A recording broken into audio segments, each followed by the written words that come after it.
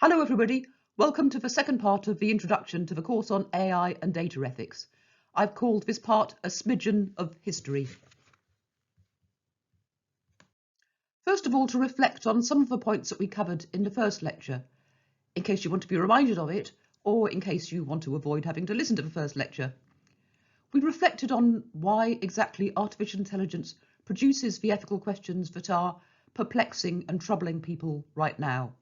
This is one of the reflections I want you to consider throughout the course, because how we determine ethical questions, how we think about them, reflects how we might solve them and how we might address them. And all of those things are, none of those things are given. They can all be affected by how we're thinking. For example, how do we understand notions such as intelligence? What's valuable about it? Can it be reproduced in a machine? How do we understand a person?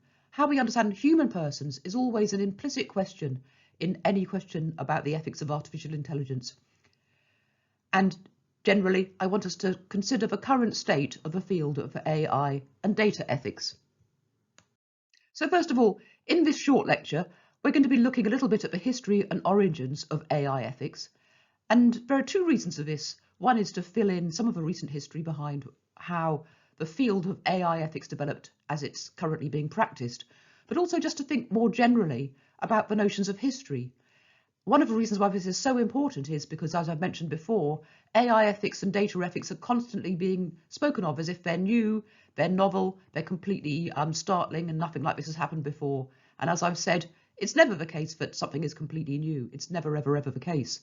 So when we think about history, there are different ways of thinking about history. And one of the ways in which we think about history is also linked very closely to how we think about the notion of progress. So this picture here is a photograph I took of a 13th century tithe barn in Middle Littleton, which is a small village in Worcestershire. And on its face, it has actually literally nothing whatsoever to do with artificial intelligence. But I'm using it to illustrate some thoughts about how we understand history.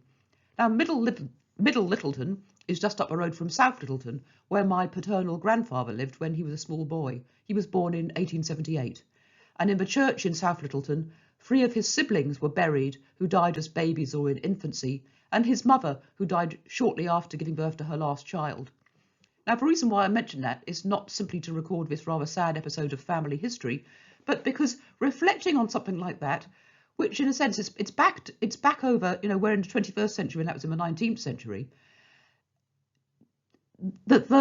you would have to be incredibly unlucky living in Britain now to have 3 of your siblings die in infancy, and also very unlucky to have a mother die shortly after giving birth to a child. When we think of stories like that, we think in terms of progress which we attribute to technology, to developments in medicine, but also more mundanely, a lot of the progress is far more mundane aspects of hygiene and of sewage systems and so on and so forth, and nutrition, which has vastly reduced child mortality, thankfully. Now, I'm mentioning this because the ways in which we think about progress are intimately linked to how we think about AI ethics. That's something we're going to be looking at throughout the course, but it's also really, really easy to assume that we're on a completely upward trajectory of progress throughout history. And that trajectory of progress we can see in, for example, in the last lecture, I mentioned Nemesis Harbis claims solve intelligence and then solve everything else. It fits in neatly with this rough idea that we have that in the past people lived these very, very difficult lives, and now thanks to the developments in science and medicine and technology, such as AI, we're on this steady, with a few blips, but steady upward chart of progress. So obviously very different ways of reading history, but it's really, really quite easy to have that assumption at the back of your mind. But it's an assumption I want you to be aware of and to consider. So why do we need to look at the history of artificial intelligence and data ethics? There are several reasons. So firstly, because if we look at the history of how a subject has been treated before, we can often find clues as to how to address it now. As I mentioned before, the history, even recent history of work, is constantly being lost. I could go on at that at quite some length, actually, because in some ways it's to do with citation practices within academia, actually. The wish to claim that your work is new, and how quickly work, which is only even a few years old, is lost and totally forgotten about. But secondly, mostly because we can then consider how issues have been seen before, and how issues come to the foreground and how other issues seem to be less visible, depending on how we understand and read history. So it's going to affect how we strike upon or how we consider what particular issues in ethics are of interest and need to be taken note of. And also because the context of how precisely we think about any ethical issue, any normative issue, is greatly important in how we understand it. And we can think of an ethical question quite differently if we consider its context differently. And its in context can include context over time. So, for example, if we're thinking about questions such as responsibility, if we're thinking about questions about who's responsible for things, we often need to dig back into time to look at the networks between people, what assumptions are being made. Questions of responsibility can go over quite a long period of time, and if we've lost the history, we've lost that context. And also we need to look at the history because we need to see AI not simply as an isolated technology, but as embedded within particular cultural and social contexts, as part of what's called a socio-technical system. So we need to see that in terms of history, and the history could be, quite long back history, or it could be really, really recent history. It could even be history as far ago as a few months, or we need to look at a broader context, not simply ethics. As I've said before, no question of ethics is simply a question of ethics. It's always embedded in a certain context. So here again, I'm going to give you a little taster in this slide of some of what might be dubbed the Cambrian explosion of work in AI ethics. Not just work in AI ethics, but the Cambrian explosion of initiatives to try to address it. So here I've borrowed Wired Magazine's nice drawings again, so we can see Why We Should Not Fear AI Yet by Nigel Shadbolt. A new AI ethics centre, DeepMind's new AI ethics centre, DeepMind's Mustafa Suleyman, Lord's AI report, Google's artificial intelligence ethics. It's time to address artificial intelligence ethical problems. Luckily, this means a great deal of work for us. Sometimes this is talked about with great optimism, sometimes with great pessimism. But there's one thing to be certain, there's an awful lot going on. An awful lot going on in different centres with different approaches, which is, as I said, really, really, really great news for us because there's lots and lots of work for us to do. And as I've said, the problems that AI have are not simply about the technology. They're issues with how we deal with each other, how we deal with data that go back centuries. So let's look at an illustration of history through looking at data ethics. There's really nothing new about collecting personal data. And every time you collect personal data, there are ethical issues involved in it. So let's illustrate this by looking at everybody's favourite book of the Bible, the book of Numbers, where information about the 12 tribes of Israel was collected in great detail. But the detail, the way in which it's collected, also at the same time illustrates that there are normative questions, there are value questions in how we collect data. So it says here, this is the King James Version, "Take ye the sum of the congregation of the children of Israel, after their families, by the house of their fathers, with the number of their names, every male by their polls, from 20 years old and upwards, all that are able to go forth to war in Israel. Thou and Aaron shall number them by their armies." Now, there's a huge amount of normative information in that. They weren't simply counting all the people, they were counting the males, they were counting the males above 20, they were counting those who were able to go to war. So this immediately tells us something about the reasons for which data was being collected.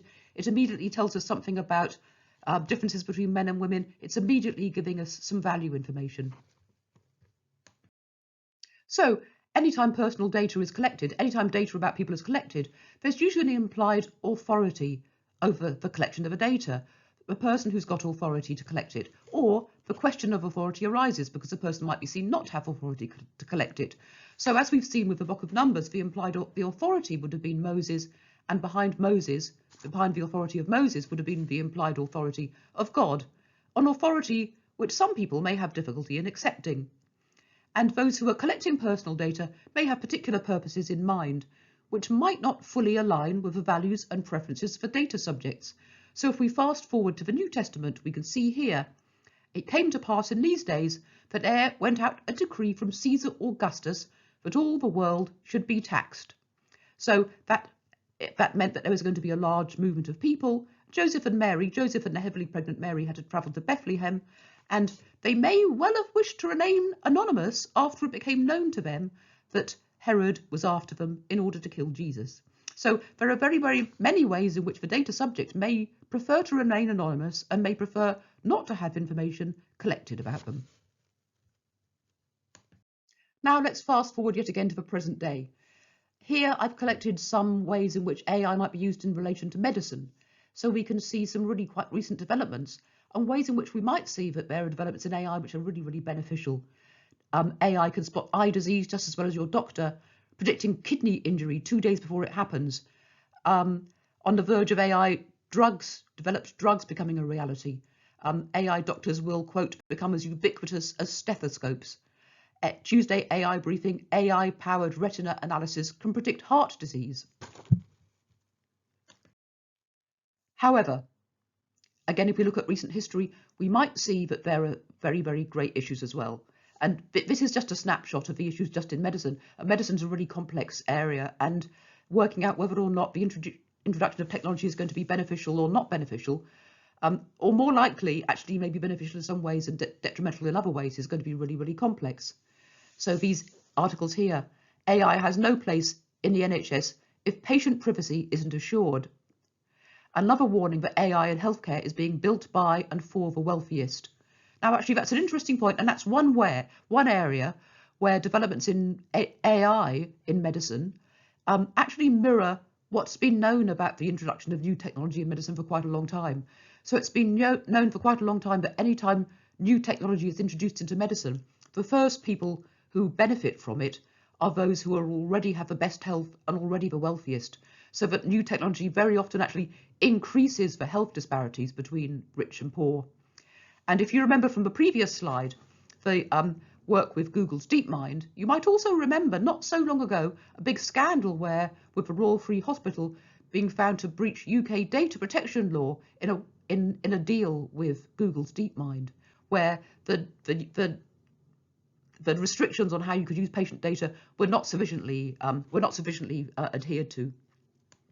So here I've collected a snapshot overview of some recent use of AI in relation to policing, but this time I've started with the bad news, that there's little proof that it's useful, that it's often used in ways that aren't clear, that aren't transparent, often used in ways that might be discriminatory against the poor, discriminatory against ethnic minorities who are particularly poorly served by facial recognition, particularly poor in how it might predict crime. There's a lot of concern that predictive policing, using AI in predictive policing, might actually send police to particular areas and therefore boost the crime statistics and end up being a self-fulfilling prophecy that's actually focusing on certain demographics and certain areas. So there's really been quite a lot of bad press already about the use of AI in policing.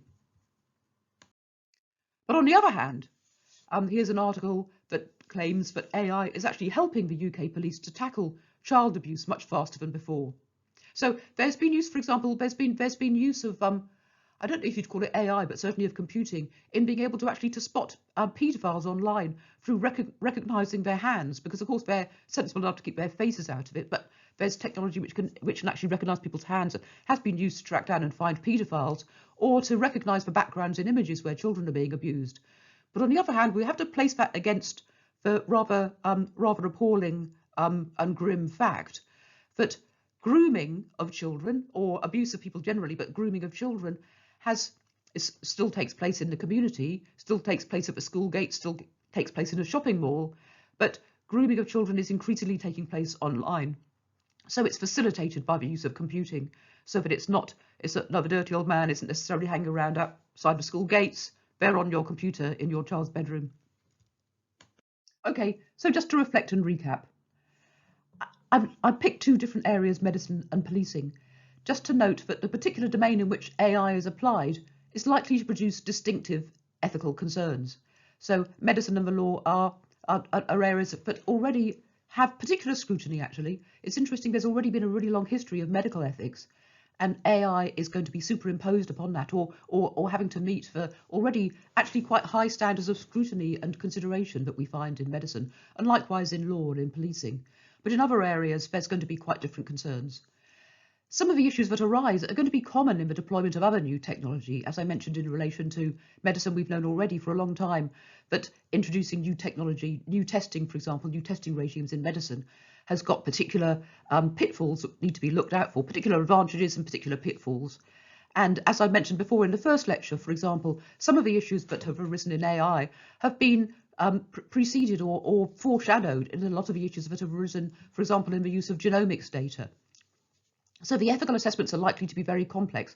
They're likely to be about more than simply about the AI, but about the context in which it's settled, in which it's being used, in which it's being deployed.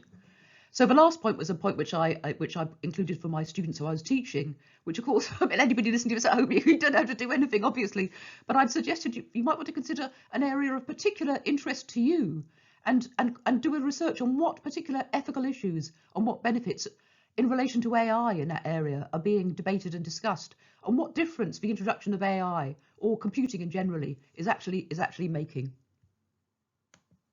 Okay, so in terms of some of the recent work, the recent history about concern about ethical issues in relation to AI, we've looked at some particular applications of AI that's being developed now. But just to recap from the quotation from Stephen Hawking that I mentioned in the first lecture, the warnings that were given by people like Hawking, but also by others like Nick Bostrom and Elon Musk in recent years about the possibility of large-scale artificial general intelligence taking over and giving us human race really, really serious ethical concerns. Now, in response to that, there's been a great deal of work trying to address those issues. So in response to some of these fears and worries, there's been a great series of initiatives by different people to try to address a lot of these issues. This is an open letter that was published in 2015 and so far has got, I think, 8,000 signatories or thereabouts, from a Future of Life Institute, which is amongst its founding members was Stephen Hawking, actually, and Max Tegmark and various other people. You can look it up online easily, concerned with a number of issues, including AI.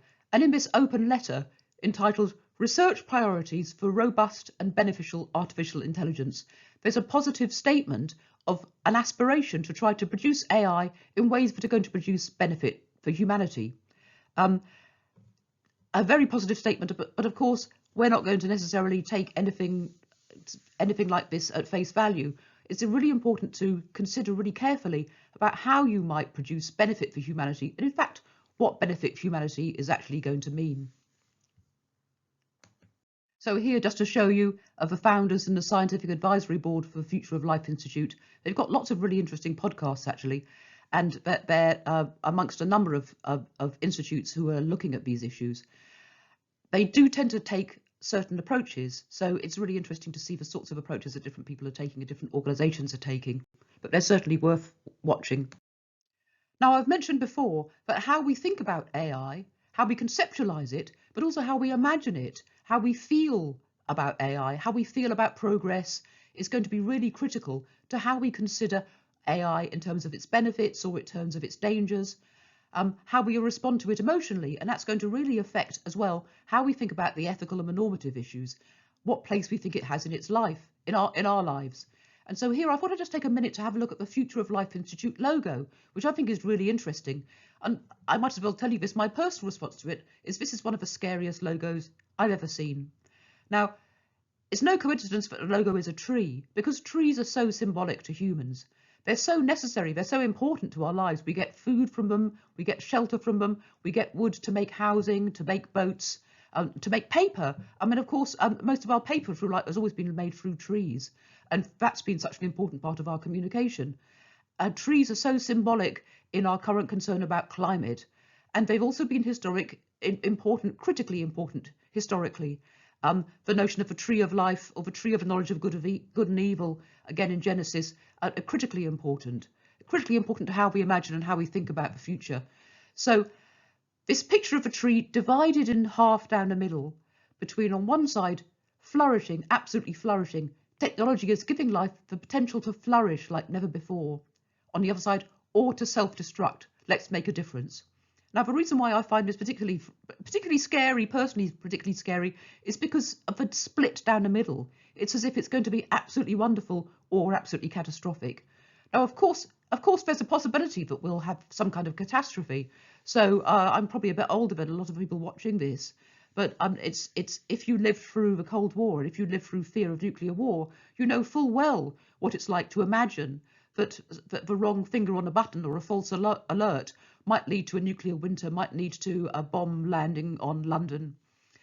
Or where I say that because I live in London, but it might lead to some widespread scale destruction. So I'm not denying that's a possibility, but built into this logo, we have very much in terms of this is talks about Future of Life Institute logo. They deal with more issues than just AI.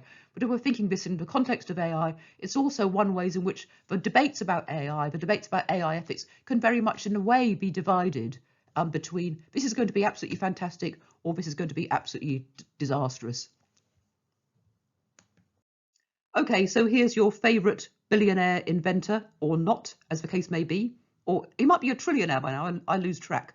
Is he in the top 3 most rich people in the world? I can't remember. And Elon Musk donated $10 million in 2015 to the Future of Life Institute, which I'm mentioning out of self-disclosure because I was part of a small team that got some of the grant money back in 2015, which is how I started working in the ethics of AI in particular. So I thought I'd better let you know that. But by the way, I've never met Elon Musk. He had nothing to do with the book that I wrote. In fact, actually, when I'd finished writing it, I tried to send him a copy, but I couldn't even get anybody to reply as to where I might send him a copy because I'm too lowly. I suppose I could try to get a copy sent to Mars, and maybe it'll arrive by the time he goes and lives there. So um, this was a donation that he gave. I think 35 teams got the funding, but they were one of the first lot of people who were giving funding in this area. I don't know if they were the first, but one of the first lot of people who were doing that anyway. But now there's lots of centres and lots and lots of funding has poured in to this particular area. And so because I had this slide already, this is the small team that I was working on. Peter Millikan, who's a colleague of mine, he's a professor of philosophy at Hertford College, Oxford, and he's long had a really long-standing interest in computing as well as philosophy. And Mike Wooldridge, who's the head of the Department of Computer Science at Oxford University. So we worked together on the subject of our project. Was looking at how we might go around developing codes of ethics for artificial intelligence. Anyway, let's listen to something that Elon Musk has got to say about this.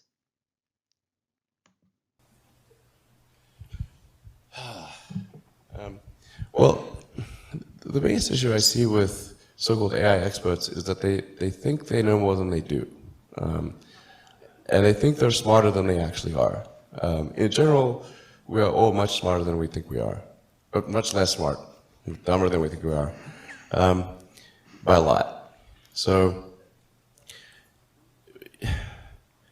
this tends to plague smart people. They just can't. They define themselves by their intelligence, and they don't like the idea that a machine could be way smarter than them. So they discount the idea, which is fundamentally flawed. That's the wishful thinking situation. I'm really quite close to, I'm very close to the cutting edge in AI, and it scares the hell out of me. It's capable of vastly more than almost anyone knows, and the rate of improvement is exponential. You can see this in things like AlphaGo, which went from, in the span of maybe 6 to 9 months, it went from being unable to beat even a reasonably good Go player to then beating the European world champion who was ranked 600, then beating Lee Sedol 4-5, who had been world champion for many years, then beating the current world champion, then beating everyone while playing simultaneously. Then there was AlphaZero, which crushed AlphaGo 100-0. And AlphaZero just learned by playing itself, and it can play basically any game that you put the rules in for. Whatever rules you give it, it literally read the rules, play the game, and be superhuman. For any game.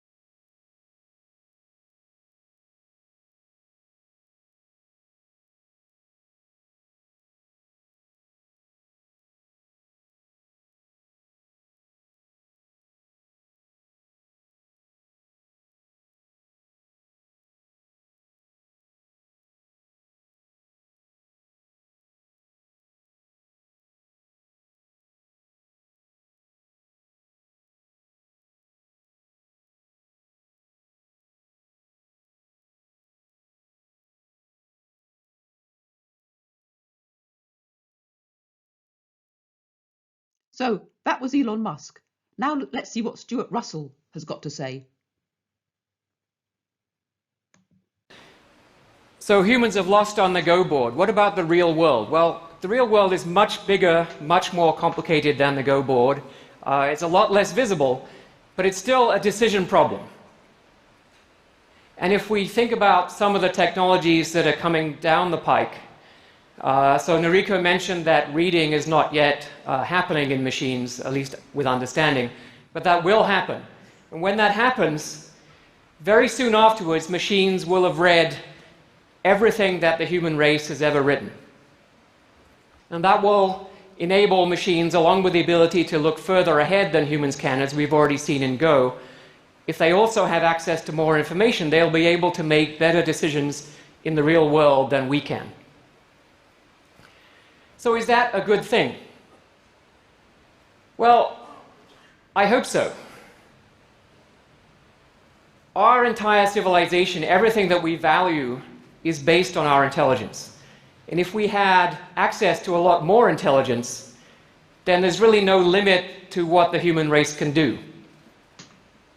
And I think this could be, as some people have described it, the biggest event in human history.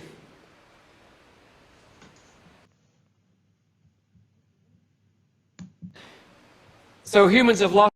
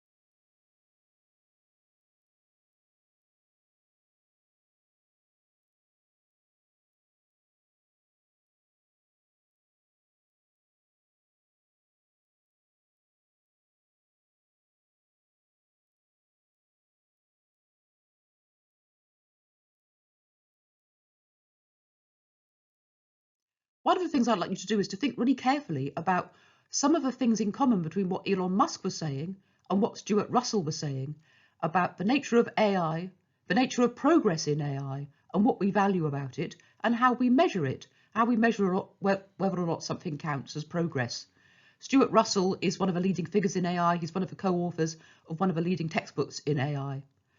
One of the things that they were talking about was humans being beaten by AI at Go. Now, there are certain things which are distinctive about playing games. It's fairly clear, it's pretty clear whether or not you've won at a game. There's a winners and there are losers, so it's fairly clear to advance progress. In many games it may be a better progress if you win fast, for example. If you can win many games, if you can win against many different people. But not all of the things which we count even as intelligence or which we count as worthwhile doing are going to fall into that kind of category. So one of the things I want you to think about are some of the values, some of the implicit values behind technology, some of the implicit values about how we understand progress and how we understand what's valuable in technology, alongside with, as I've mentioned before, ways in which we understand intelligence and what's good about intelligence. Speed is a really common theme in talk about AI. Speed sometimes is obviously going to be really critical. Speed is critical, for example, if you've had a stroke.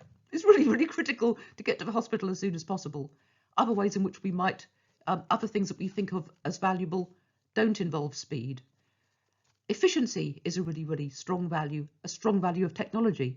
But efficiency isn't always something that is going to be the same in all different contexts. Now, as I've said before, one of the things that's going to be really critical in how we assess AI is what we think the benefits of it are, how we conceptualize it, and what we think is important about intelligence and what's valuable about intelligence. In fact, what intelligence actually is. So here's a quotation which is similar to the quotation that Stuart Russell just read out, and which appears in various forms, in various places. For example, it's on the Future of Life Institute website, about the potential benefits of AI. So we're going to end this portion of the lecture here, and then in the next lecture, we're going to start to look in more detail at how we understand intelligence. The potential benefits are huge. Everything that civilization has to offer is a product of human intelligence. We cannot predict what we might achieve when this intelligence is magnified by the tools that AI may provide, but the eradication of war, disease and poverty would be high on anyone's list. Success in creating AI would be the biggest event in human history. So I'm going to leave this part of the lecture here and leave this for you to think about. So thanks very much for listening.